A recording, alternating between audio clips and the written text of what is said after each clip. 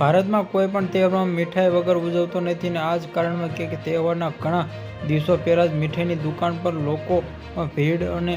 જોવા મળે છે ને રંગોમાં અને મોજ મસ્તી. તહેવારમાં હોળી ટૂંક સમય બાદ આવવામાં આવે છે ને ભેળસેળયુક્ત આરોગ્ય વિવાદ સ્વાદમાં આ આવવાનું છે કે ભેળસેળયુક્ત કોઈ આરોગ્ય અને સ્વાદ બંને બગાડે છે ને આવી સ્થિતિમાં તમે આ ભેળસેળના ઝેર અને ખરીદવા બચી શકો છો. ચાલો જાણીએ કે બજારમાં ઉપલબ્ધમાં આ ભેજ નહીં કે ઓળખી શકાય અને તમે તેને તમારા હાથ પર ઘસવાથી વાસ્તવિક અને નકલી માવા પણથી શોધી શકો છો. અને આ ઉપાય અજમાવવા માટે માવાને તૈયાર અથડી પર ઘસો અને ત્યાં સાચા માવાને ઘસવામાં આવે ત્યાં ઘી નીકળે છે અને જ્યારે નકલી માવાને ઘસવામાં આવે છે ત્યારે આ રબરની જેમ સસ્તું રહે છે અને તમે ટેસ્ટમાં કરી માવાની આ શુદ્ધતા જાણી શકો છો કે વાસ્તવિક માવાનો સ્વાદમાં મોટો